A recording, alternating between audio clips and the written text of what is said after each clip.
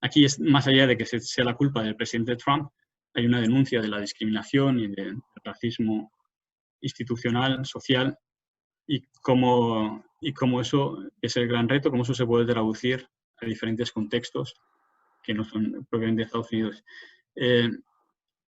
Y a relación de eso quería marcar, ya para concluir, ¿no? Un par yo creo que son innovaciones, ¿no? En cuanto a la comunicación, no necesariamente política, pero que sí que afecta a la esfera política, de cómo las redes sociales están cambiando el discurso político desde la sociedad civil. We hit the body with a tremendous, whether it's ultraviolet or just very powerful light. And I think you said that has him in check, but you're going to test it. And then I said, supposing you brought the light inside the body, which you can do either through the skin or in some other way. And I think you said you're going to test that too. Sounds interesting. We'll get the right folks who could. Right, and then I see the disinfectant, where it knocks it out in a minute, 1 minute.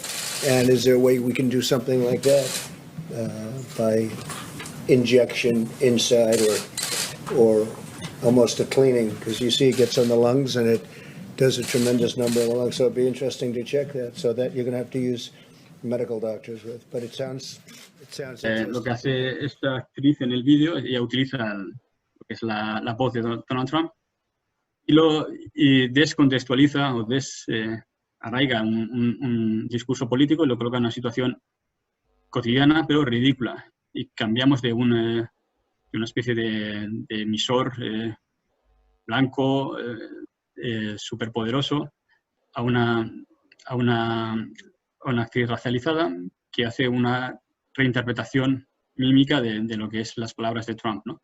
Yo creo que estos se emiten por vídeos de TikTok, o sea que son vídeos muy breves, ¿no? Entonces, esta especie hay diferentes maneras de ridiculizar o poner en evidencia lo absurdo, ¿no? del discurso de Trump, pero en esto me parece interesante que se mantiene lo que es el contenido, lo que se ridiculiza es el contenido a través de la situación de emisión. Y en este sentido, TikTok, que tiene muchas funciones, unas mejores que otras, aquí puede desempeñar una función positiva, ¿no? En cuanto a cómo se puede darle un sentido político, cómo se puede cambiar o modificar lo que son las estructuras políticas en el caso de alguien que no es política en sí, ¿no? Sino que se dedica al mundo de eso, que es actriz, se dedica al mundo de la ficción. Entonces, ese era uno de los ejemplos. El otro ejemplo con el que voy a terminar, o sea que ya estamos terminando, queda muy poco, es el caso también relacionado con el Black Lives Matter que estábamos comentando antes, es el uso que se dio en las redes sociales al mensaje vaciado de imagen y vaciado de contenido, ¿no? Si recuerdan este día, ¿no? en el que se hizo el día sin redes sociales y solo había una pantalla en negro, ¿no? Entonces la pantalla en negro junto con el hashtag, y otra vez aquí creo que es bastante importante, por lo que permitía la conectividad dentro de este mensaje era el hashtag. Entonces una imagen en negro desprovista de imagen, desprovista de texto escrito, es lo que generaba contenido y lo que se utilizó como forma de protesta. Pues las redes sociales también abren hacia nuevas maneras de colectivización, pero también hacia utilizar mecanismos diferentes de protesta que igual no se han visto o que no conocíamos anteriormente, ¿no? Concluyendo de manera muy, muy breve, lo que podemos ver en estos tiempos pandémicos, ¿no? Es que ha habido, parece que la conclusión se me ha reducido a nada, pero concluyendo es que por un lado encontramos discursos una redefinición de lo que son los discursos del poder, o cómo el poder puede mantener la dominación a través del discurso. A la vez se han generado diferentes tipos de discursos de resistencia. Yo creo que hay un punto en común en tiempo de crisis, que tanto los discursos de poder como los de resistencia carecen de una articulación clara y hay una fragmentación o una ramificación o diversificación de discursos de poder y de resistencia. Y luego tenemos otro tipo de conflicto que es diferente, que es el de los discursos de los medios de comunicación tradicionales y los medios de comunicación o las redes sociales.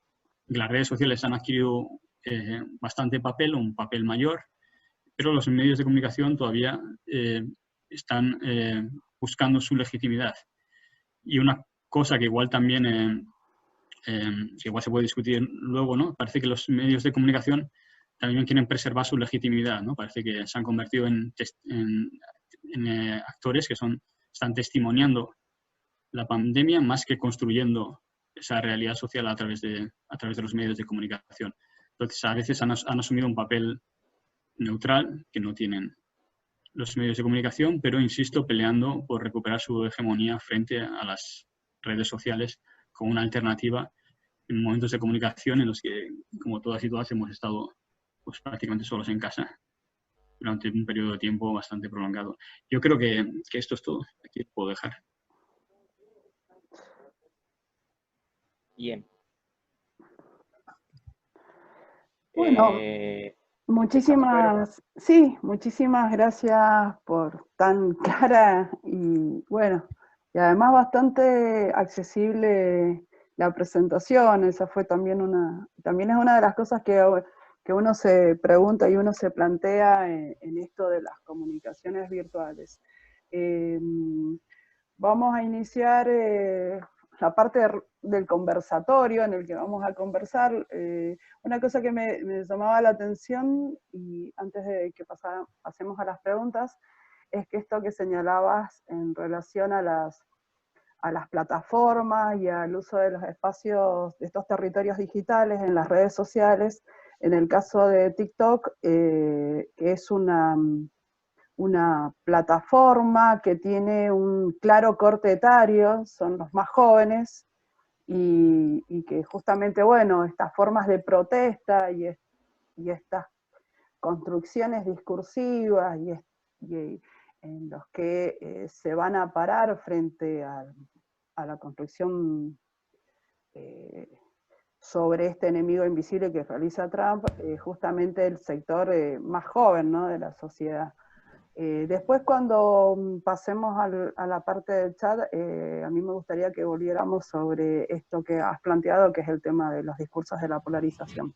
Pero como somos ordenados, tenemos algunos puntos con los que queremos iniciar el conversatorio, que nos va a comentar el doctor So.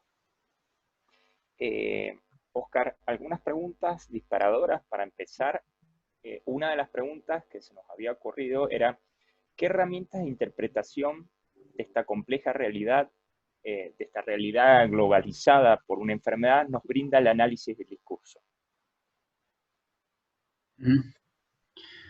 Bien, son varias, ¿no? En la presentación lo que quería enfatizar, por ejemplo, ¿no?, son dos de ellas, como ha sido el caso de las metáforas, que yo creo que es el más visible, ¿no?, lo que son los marcos interpretativos. Yo creo que también son las dos más visibles porque estamos en un momento de lo que está en conflicto es cómo interpretar una realidad y cómo esa realidad se manifiesta a través del lenguaje, pero también sobre cuáles son las consecuencias políticas de cómo interpretamos esa realidad. Si el corona genera un estado de alarma, y un estado de alarma tiene unas consecuencias conforme a qué poderes el Estado asume, es importante tener marcos interpretativos o metáforas que nos lleven a aceptar o darle legitimidad a esa idea de que las medidas que se van a aplicar son justas. Pues yo creo que ha habido, sobre todo, las metáforas a la hora de reconceptualizar nuestro entendimiento de la realidad. Hablaba de la securitización, porque yo creo que porque ha sido un proceso discursivo complejo a la hora de cómo otra vez generar un tipo de legitimidad política sobre cómo actuar y para que nosotros aceptemos cosas que no hubiéramos aceptado desde quedarnos en casa y que alguien nos obligara a quedarnos en casa hasta cuestionar si el derecho de protesta es legítimo o no. Entonces, ese tipo de proceso de securitización creo que es importante. Otro aspecto que no mencionaba yo creo es que como los actos de habla han sido importantes en este periodo en el que el lenguaje ha tenido efectos performativos, ¿no?, mantén la distancia social es un acto de habla que a nosotros nos obliga a interaccionar en nuestro espacio a veces casi íntimo, ¿no? Entonces, cómo ha habido cierta performatividad del lenguaje que está definiendo nuestras propias subjetividades, identidades o el modo en que relacionamos con nosotros. Pues ha habido varias, o hay muchos elementos, hay elementos más específicos desde el punto de vista lingüístico, pero yo creo que el discurso o el análisis del discurso te usa estas herramientas para pensar en lo que es, en mi opinión, ¿no? La clave es cómo el discurso del poder o el discurso hegemónico se está contestando desde la sociedad civil a través de diferentes tipos de resistencias más o menos organizadas y cuál es el escenario que eso constituye, ¿no? Si va a haber una apropiación por parte del gobierno, de los gobiernos, de ese tipo de demandas sociales, o si la sociedad civil es capaz de encontrar nuevas formas de organización.